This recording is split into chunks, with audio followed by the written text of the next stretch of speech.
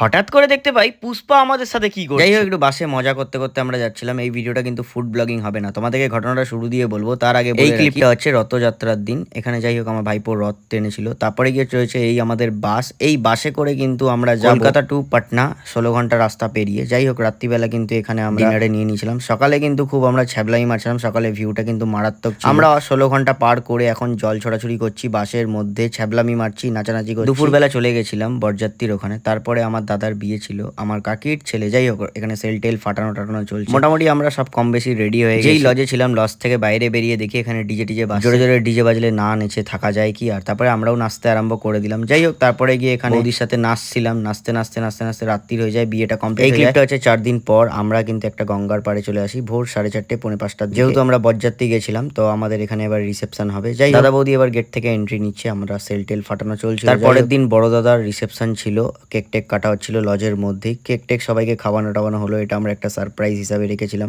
আর এই রয়েছে আমাদের ছোট বৌদি, আমাকে তো কেক টেক লাগিয়ে ভূত তুত করে দিচ্ছে। সেল টেল ফাটানো মোটামুটি চলছে। সেই রাতটা আমরা কভার করে পরের দিন সন্ধ্যেবেলা আমরা এখানে বাড়িতে আবার এনে কেক টেক কাটি। যাই হোক, বড় বৌদি ছোট বৌদি দাদা টাদা সবাই রয়েছে এখানে, কেক টেক মাখানো হচ্ছে, ছ্যাবলামি হচ্ছে। অনেকদিন পর বাড়ির ফ্যামিলিদের সাথে টাইম স্পেন্ড করলাম, বেশ ভালোই লাগলো। আমরা সেল টেল ফাটিয়ে রাতের ডিনার কমপ্লিট করে চলে